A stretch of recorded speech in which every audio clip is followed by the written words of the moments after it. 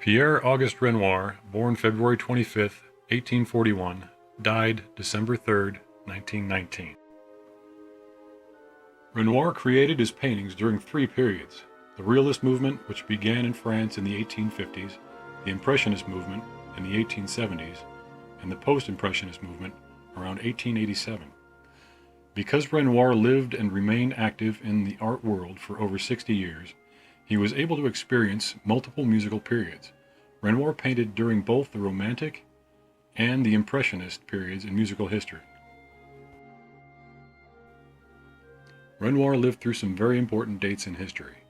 The 1856 Treaty of Paris was signed by Russia and an alliance of the Ottoman Empire, the Kingdom of Sardinia, France, and the United Kingdom, settling the Crimean War. The founding of the Society of Independent Artists in Paris in 1884. The opening of the 1889 World's Fair in Paris, as well as the Eiffel Tower. The discovery of radium in 1898 by Marie and Pierre Curie. The ending of World War I in 1919 with the signing of the Treaty of Versailles. Renoir's influences and teachers. Because Renoir was born into a working-class family, he began working in a porcelain factory where his drawing talents led to his being chosen to paint designs on fine china. Some of his hand-painted miniature porcelain works still survive to this day. Before he enrolled in art school, he also painted hangings for overseas missionaries and decorations on fans.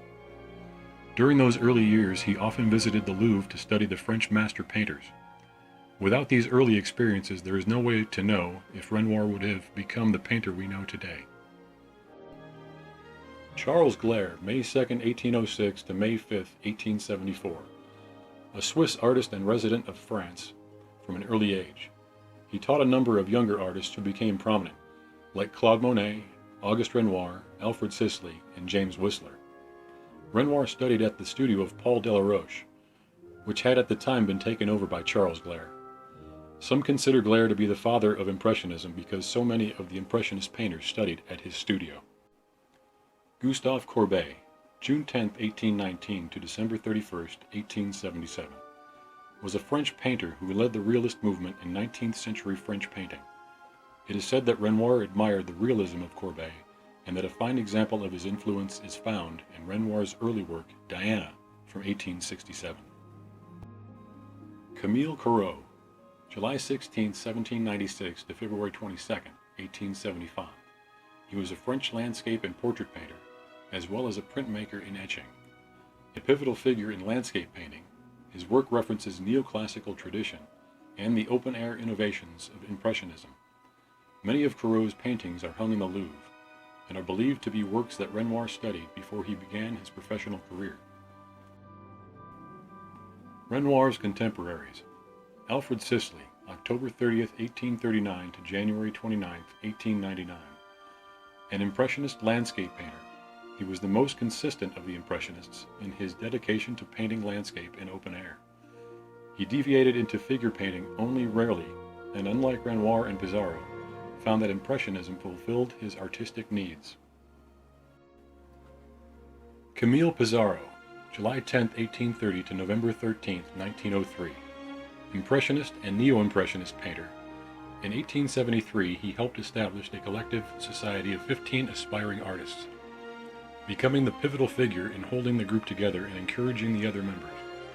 Art historian John Rewald calls Pissarro the Dean of Impressionist painters, not only because he was the oldest of the group, but also by virtue of his wisdom and his balanced, kind, and warm-hearted personality. Claude Monet, November 14, 1840 to December 5, 1926, a founder of French Impressionist painting, and the most consistent and prolific practitioner of the movement's philosophy of expressing one's perceptions before nature. The term Impressionism is derived from the title of his painting, Impression Soleil Levant, or Impression Sunrise. It was exhibited in 1874 in the first of the independent exhibitions mounted by Monet and his associates as an alternative to the Salon of Paris. Edward Manet, January 23, 1832 to April 30, 1883. One of the first 19th century artists to paint modern life, and a pivotal figure in the transition from realism to Impressionism. His own work influenced and anticipated the Impressionist style. He resisted involvement in Impressionist exhibitions, partly because he did not wish to be seen as the representative of a group identity, and partly because he preferred to exhibit at the Salon.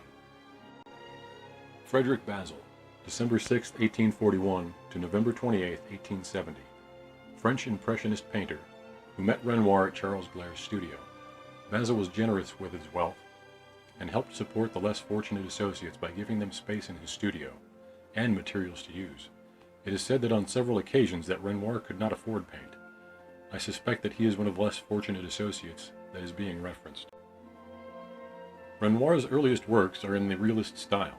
During this time he painted many portraits, still lifes, domestic scenes, and landscapes.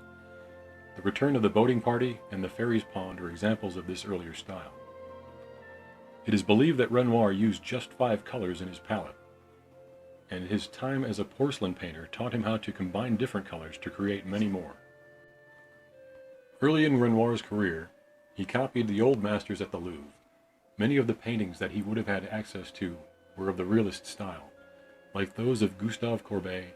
Others would have been from the Romantic period, like those of Eugene Delacroix, and still others would have their influence from the neoclassical painters such as Joseph Marie Vienne. This wide variety of painting styles would give Renoir much of the material that he would need to start his career.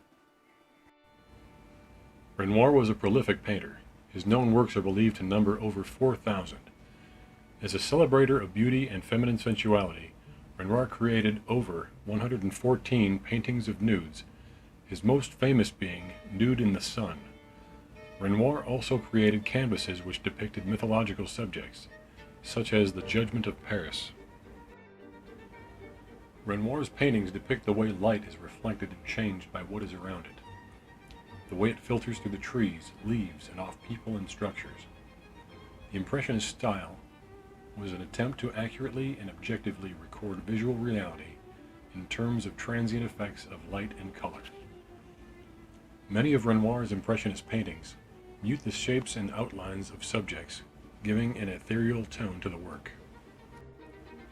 After breaking away from the Impressionist movement, Renoir developed his own unique style of painting, a mixture to some degree of what he learned during the Impressionist movement and his renewed interest in the early master painters. This new approach combined Impressionist styles of background and accentuated outlines of his figures. A trip to Italy introduced Renoir to the works of Renaissance artists Raphael, Velázquez, and Rubens, and this inspired him to change his technique and experiment with a more decorative and traditional style. His subsequent paintings became more linear. He started using bold lines to outline his objects, and black to provide contrast. He focused less on brushstrokes and blending colors and more on form and contours. The resulting works are referred to by art historians as Renoir's dry or ingress period. His painting, The Large Bathers, is a good example of this new style, and he invested a great deal of time perfecting this piece. After 1890, Renoir's work took a different direction. He returned to using thin brushstrokes and became less concerned with outlines, preferring a more sketchy approach. This period saw Renoir create epic nudes and domestic scenes. Examples of this altered approach include Three Bathers and Girls at the Piano. In his late career, Renoir changed his style once again. He opted for stronger colors, often reds and oranges, and thick brush strokes. The female nude, still his favorite subject, Renoir depicts details of scenes through freely brushed spots of color which fuse his figures to their surroundings. Renoir had a great deal of success painting portraits and painted nearly 500 in his lifetime. One of his most successful is Madame Charpentier and her children. He displayed it at the Salon in 1879, where it drew a great deal of attention. Madame Charpentier was so pleased with his work that she used her influence to ensure that it was hung in a choice spot at the Salon. She also introduced Renoir to several of her friends, who would later commission work from him. Around 1892, at the age of 51, Renoir developed rheumatoid arthritis. In 1907, he moved to the warmer climate of Lake Colette in Cagnes, close to the Mediterranean coast. Renoir painted during the last 20 years of his life, even after his arthritis severely limited his mobility. He developed deformities in his hands and his right shoulder, requiring him to change his painting technique. In the advanced stages of his arthritis, he painted by having a brush strapped to his paralyzed fingers. Several pictures depict how his hands were tied, so that he could hold a paintbrush and continue painting. In 1912, Renoir's arthritis left his arms paralyzed and he was unable to paint, so he took up sculpture by directing artist Richard Guineau to form clay according to his instructions.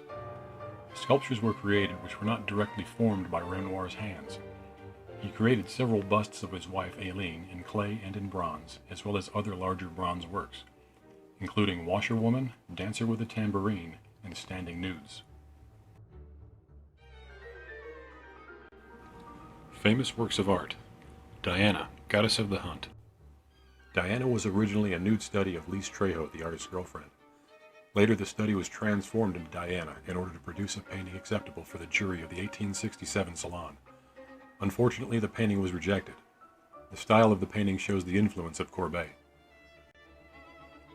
Lise with a Parasol, Renoir's first success of the 1868 Salon. It depicted Lise Trejo in a public park wearing a white dress with black ribbons and a small straw hat. Renoir placed their initials in a large tree trunk to her right, leaving a clue as to the nature of their relationship. Bal du Moulin de la Galette, or Dance at the Pastry Shop.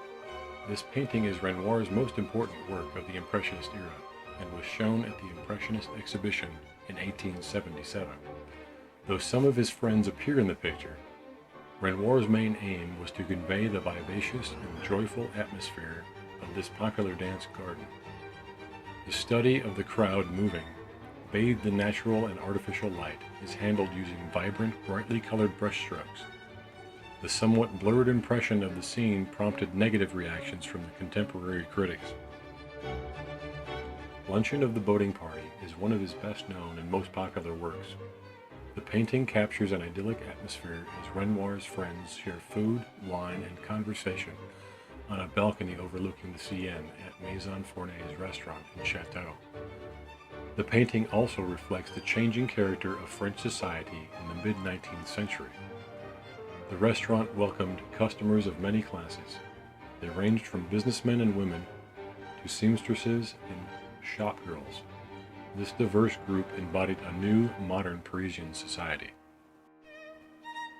Artists influenced by Renoir. Suzanne Valadon.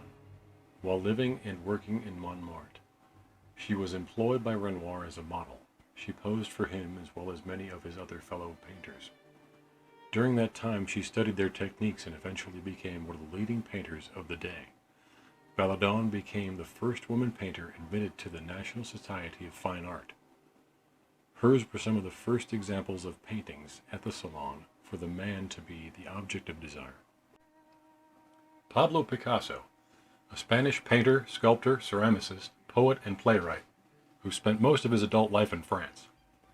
As one of the greatest and most influential artists of the 20th century, he is known for co-founding the Cubist movement, the invention of constructed sculpture, the co-invention of collage, and for the wide variety of styles that he helped develop and explore.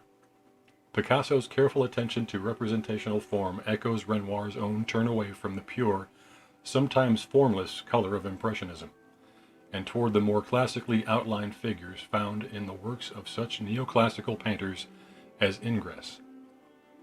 Renoir's influence on Picasso's art in the portrait is, so to speak, embodied in the artist's subject. Alexander Renoir, inspired by his famous great-grandfather, has created his own unique style of painting, using impressionistic techniques. Although his collection of artwork includes several still lifes, many of Alexander's paintings are land and seascapes like his great-grandfather's works. He is the first direct descendant of Pierre Auguste Renoir to take up painting as a profession. Alexander's works are currently residing in private collections in numerous cities throughout the world. After having seen a great number of Renoir's works, I have developed a liking for many of them, especially his landscapes. If I had to pick one, I would say that Forest Path is my favorite. He uses warm and vibrant colors that I would not expect to see if I were in the exact setting he used for his inspiration. Looking at some of the paintings that Renoir painted alongside Monet, I get the feeling that there was a bit of competition between the two. It seems as if Monet and Renoir would set up shop in an agreed-upon setting, pick a specific piece of scenery, and compete to see who would complete their painting first. After completing this project, I can now pick a Renoir out of a group of Picassos.